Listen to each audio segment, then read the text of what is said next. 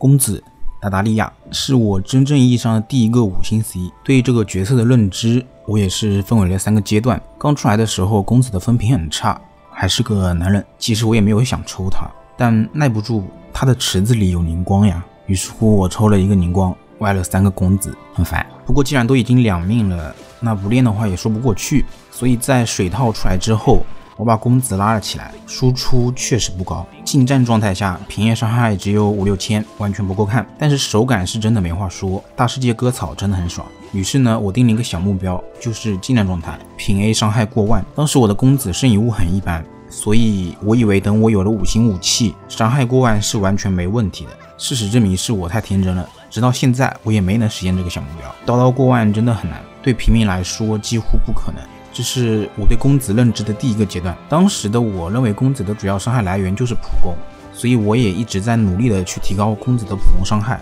但这实际上是错误的。由于公子元素战绩的特殊性，其实公子是不适合长时间战场的，这也是为什么非满命公子会被撸得那么惨的原因。近战和远程状态不能随意的切换，长时间的元素战绩 CD 导致公子有一个致命的缺点，真空期太长。我对公子认知的第2个阶段是断流。公子对群能力非常的夸张，同时打一个怪和同时打一群怪，后者在速度上反而会更快，因为断流是范围伤害，每个怪都能被挂上断流标记。想一想，每个怪都触发1次断流伤害，10个怪就是10倍的伤害，100个怪就是100倍的伤害，伤害非常可观。而且断流也能给怪上水，所以公子的挂水能力也是非常的优秀的。断流也是公子最核心的机制。第3个阶段，也就是现在，是公子的大招。其实公子从一开始的时候就有核爆流的玩法，只是当初的核爆流还是以猴系为主，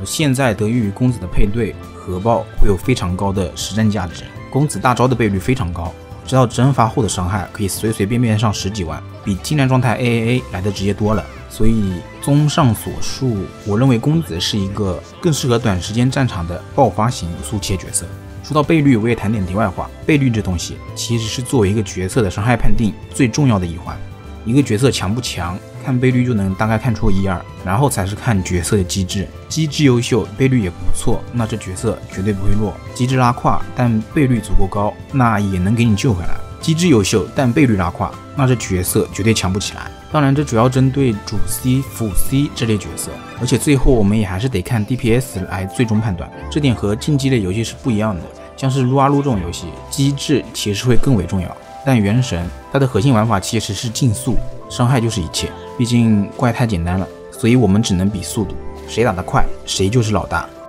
那么按照惯例，先简单过一遍技能，然后再统一详细的说明一下断流这一核心机制。首先是天赋加点，公子的元素战绩和大招对点，拉满不亏。普攻因为有断流破的存在，所以我们也得拉一拉等级，不过不用太高，6级即可。公子的普通攻击，攻是我最不擅长的武器，从普攻的动作其实也都看得出来，公子的剑不像是拉弓射出去的，更像是用力扔出去的，很帅但也很怪。元素战绩，公子会转为近战状态，转为近战状态时有一次状态激发伤害，属于元素战绩伤害，是强水附着。站着不动开启元素战绩，公子会有一小段后摇，但若是走动状态下开启元素战绩，则不会有后摇动作。该状态下公子的攻击为水元素伤害，攻击6段，视为普通攻击伤害，吃水4以及弓藏之类的普攻伤害加成。这6段伤害遵循一般的元素附着规律，每3次和 2.5 秒上一次水元素附着。重击的挂水则是和普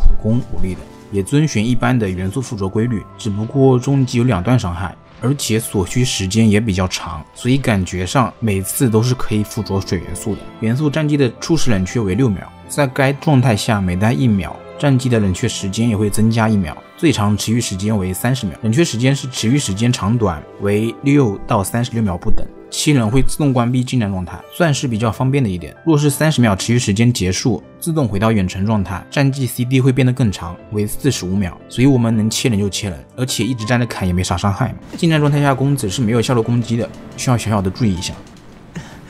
失手了。元素爆发分为近战和远程2种形式，近战的大招是以自己为中心，对周围敌人造成一次水元素斩击，远程则是向前方射出一发魔剑，然后爆炸，造成范围水伤，并会返还20点元素能量。远程相比近战大招的倍率也会更低一些。接下来是关于断流机制的说明。公子一共有3种上断流的手段，第一种是蓄力射击，第二种是远程大招，第三种是近战状态下的普攻和重击，若是产生的暴击也能给敌人施加断流效果。其中第3种是最简单有效的，也是最常用的施加断流效果的手段。怪身上断流效果可以持续18秒，被施加断流效果的敌人根据受到公子攻击形式的不同，所触发的断流形式也会有所不同。以下所说的都是基于怪身上有断流效果这一前提来进行的。断流闪，敌人受到蓄力射击时会触发该断流伤害，造成3段伤害不高的水伤。因为蓄力射击并不是公子常规的攻击手段，所以实用性非常低，而且伤害也是不够看的。断流破，当敌人死亡时会触发该断流伤害，造成范围水伤，并会为周围命中的敌人也同样施加该断流效果，类似于马尔扎哈的传染。这也是公子隐藏的第4种上断流效果的手段。这里我们需要注意一点，这个效果和伤害触发的先后顺序是先上断流效果，后吃到断流破的伤害的，这个判定还是比较 nice 的。闪和破这2种断流伤害都属于普通攻击伤害。断流斩，公子近战状态下的普攻重击命中敌人时会触发该种断流伤害，造成范围水伤，该伤害视为元素战技伤害，每 1.5 秒至多触发1次。断流爆，受到近战大招攻击的敌人会触发该断流伤害，是倍率最高的一种断流，10级220的倍率，和近战大招配合能打出1046的倍率的超高爆发伤害。该伤害也同样视为元素爆发伤害。几个注意点，断流效果的施加是不需要打出伤害的，只需命中敌人即可。所有断流形式的触发也只需对应攻击的形式命中敌人即可。所有断流伤害都会施加水元素附着，且没有元素附着 CD， 和其他攻击的水附着是相互独立的。其中我们最常用到的就是断流斩，近战状态下每 1.5 秒就能触发1次，和6段普攻以及重击相配合，可以实现非常变态的挂水能力。面对带盾的深渊火法师，可以很快速的破盾。挂水能力可以大致理解为一个更强的前台星丘。由于公子已经是第3次复刻了，所以简单的说一说公子的命座吧。以免减少元素战绩 20% 的 CD， 就我自己的体验而言，还是比较有用的吧。一般来说，我们开启战绩会打6到10秒左右，所以这个命座可以帮助我们减少 2.4 到 3.2 秒左右的 CD， 这样公子的真空期差不多是在10到12秒，和原本的12到16秒相比，我觉得差的还是挺多的，是能改善部分情况下的体验的。2命击败了断流影响下的敌人会回复4点元素能量，有用，但没想象中那么有用。毕竟很多情况下面对群怪，比起砍，我还是更愿意直接放大招，而这样的话怪身上是没有断流效果的，是吃不到能量回复的。面对血更厚的单体怪，虽然能上断流效果了，但一只怪也只能是回复4点的元素能量，不过也没我说的那么不堪，还是有那么一点用处的。起码我个人感觉我公子大招赚的挺快的，当然也可能和我挖了30多的充能有关系。3命提高元素战绩的等级，其实我个人还觉得挺关键的，实打实的倍率提升，断流斩也会得到增强。而且一般有角色能把自己的普攻点到13级吗？公子就可以，虽然他是元素战绩，比较赖皮。其实像公子这种靠平 A 输出的角色都非常的吃练度，所以天赋等级什么的很重要。实际上我一直想再玩一个公子来着，因为这样我就能实现刀刀过弯的小目标了。不过第2次复刻抽罗莎利亚的时没能再玩出公子来。当然如果你是核弹流公子的话，那这个命座的实际作用就不是很大了。4命的效果就是会自动触发断流的伤害，根据你远近状态的不同，触发的断流伤害也不同，而且该效果触发的断流与原断流是互不影响的，也就是 CD 不共享，算是提高了断流的触发频率，变相提高了上水频率和一点点伤害。而且这个效果在后台也是可以触发的。5命增加大招倍率也挺好的。6命是公子被掳那么惨的根源，我不太清楚为什么这么多人理解公子6命是直接没有了元素战绩 CD， 导致我长时间以为自己的语文阅读理解出现了问题。明明就有前置条件啊，近战状态下释放大招后才会清除元素战绩的 CD， 也就是说如果你在没有大招的情况下开启了元素战绩，你想要没有真空期就得一直砍到大招能量满了为止，然后放个大，不然还是会有 CD。 而且这也不是正常的公子的输出流程，所以实际上没有你想的那么有用。现在公子最主流的配对就是双火、香菱加班尼特，再给个万叶。公子打怪基本上流程就是万叶班尼特上完 buff 后，香菱开大，公子开启元素战绩，立马接大招，然后一直 AA。这轮爆发打完，几乎不会有怪能活下来。而此时我们也已经进入了下一层深渊了，战绩清不清楚 CD 已经无所谓了，所以6命的价值远没有你想的那么高。当然若是你的公子需要反复切出来打伤害的，那就另当别论了。关于公子圣遗物的选择有3种方案，一是水4件套，2是2水2角斗， 3是2水2宗室，各部位属性就选工伤爆。就我自己现在的公子打法来看的话，还是大招输出占大头，其余时间是给香菱打工的，所以我会更推荐2水2宗室。当然也不是说普攻和断流的伤害不重要，也很重要，不然也不会说公子3命值得抽了。只是我个人觉得水4 30% 的普攻重击伤害加成和角斗士 18% 的攻击力加成来的没那么关键罢了。普攻伤害能有个7、8千，偶尔上万我觉得就已经 OK 了，至少这普攻伤害对我来说已经是很高了。毕竟我自己玩的就是速切爆发流，普攻伤害够看就行，但如果普攻伤害太低的话，我还是建议你选择其他2种，毕竟普攻断流这些和大招伤害占比5-5开，先保证普攻伤害达标，再考虑大招伤害吧。水4呢，它就是强化了近战状态下的普攻输出，不过断流斩的伤害是吃不到水4的加成的，因为是元素战绩伤害。2水2角斗则是折中的方案，普攻和大招伤害都兼顾了，也是现在公子主流的套装选择，很多公子大佬都用这套，并且角斗士的获取也比较简单，不用刻意去刷，打一些副本 BOSS 的时候都会掉落的。老玩家的话多多少少会有几个极品角斗士，成型速度上会更快。关于武器方面的选择，公子也是经过了几次迭代，开服并没有特别适合公子的5星武器，所以天空弓成了公子5星武器的首选，双爆的加成也更容易面板毕业，然后就这么一直到道期的开放，废流弓的出现才成了公子的另一个毕业武器选择。新版本的东极才算是真正意义上的公子毕业武器，兼顾了普攻、断流和大招伤害。不过东极的精英效果有点不够看，满金才能拉开和废雷弓的差距，所以假如你不是科老，而且已经有了天空或废雷弓，那么抽取精英东极的必要性其实不是很大。当然要是你手上的弓箭角色足够多，5星弓不够用，又或者说你真的很喜欢公子，你就是想要东极，那就抽吧。总之决定权在你自己的手上。4星武器弓藏，一把很适合公子的武器，但对大招的加成是0，还是差点意思，不过已经非常不错了。破魔弓也是一样的道理，而且你还得一直攒着大招，得不偿失，不推荐。绝弦就更适合大招流的速签型公子了，特化大招的爆发，但普攻伤害会非常低，是达不到够看的标准的，也不推荐。所以弓藏是最适合的4星武器，而且最好满金。公子是一个很吃练度的 C， 练度低的时候伤害是真的完全不能看，4、5千的普攻，1、2万的大招伤害，输出还有长时间的空窗期，一个字痛苦。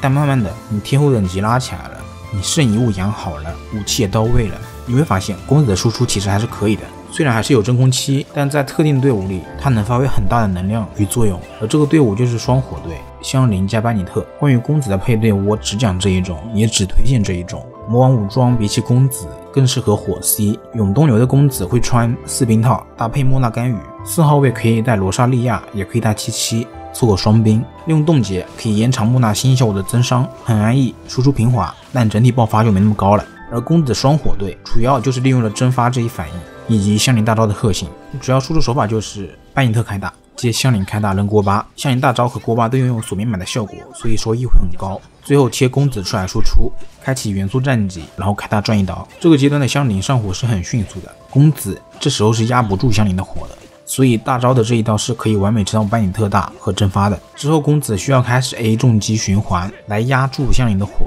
来使香菱大招吃到蒸发，而非公子。可以看到，除了公子的那一刀，大部分时候公子其实都是在给香菱打工，后续的主要输出也是香菱来打的，所以香菱和公子其实是相互辅助的，两者的象性非常高。香菱拐公子大招，而公子拐香菱的大招，公子大招打爆发，香菱大招打持续输出，完美。当然这样一来我们对香菱的练度也是有要求的，毕竟你才是持续输出的大头。具体香菱怎么带呢？香菱带4绝缘最好，冲伤爆最好能堆点精通，收益还是很高的。为了保证可循环性，充能怎么说也得歪到220，220其实也是不够看的。香菱非常的缺充能，越高越好。武器还是带鱼叉，能带天空枪、剃刀最好，都没有就带霞梨。输出手法就按上面的来，先放大招再丢锅巴，这样锅巴能吃到香菱6命 15% 的火伤加成。当然这个阵容也有个缺点，缺少巨怪，不能发挥公子100%的实力。以前都是用温迪来弥补巨怪的，但温迪是空中巨怪，公子是 A 不到的，香菱也大不到，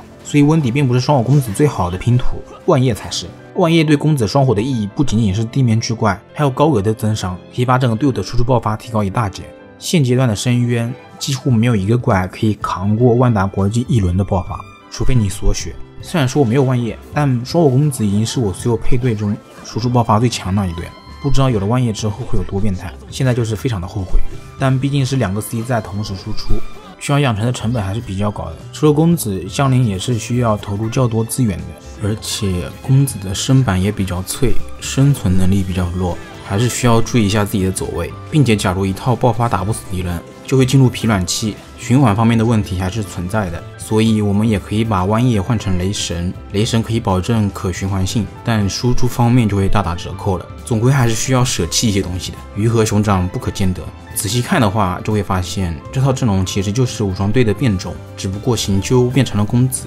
北斗变成了雷神，但主要输出不是感电，而是更适合的火 C 香菱。总之我还是真心非常推荐公子双火队的，谁用谁知道。那么最后到底要不要抽公子呢？你说公子强吗？单看其实没那么强，缺点也很明显。但原神是4个角色的游戏，化学反应才是最关键的。每个角色可以相互弥补之间的缺点，甚至是放大优点，做到1+1大于2。万达国际如此，国家队也是如此。万达国际很强，但如果你问我抽不抽公子，其实我个人的建议是不抽，因为你想要玩好这个角色，成本确实很高，你需要投入的资源也比较多，比起那种可以1带3的角色，公子前期练的时候就很有可能会把你的心态搞崩。万一你看了视频之后抽了跑回来骂我怎么办？所以如果你没有公子，我还是建议你别抽，留着原石抽之后的 C， 等一等狐狸小姐什么的。但假如你已经有了公子，那就好好练，拉一拉香菱，等一等万叶，它绝对会给你带来惊喜。那么以上就是本期视频的全部内容了，如果觉得有帮助到你，还请点个赞投个币，当然关注是最好的了。我是思凡，我们下期再见。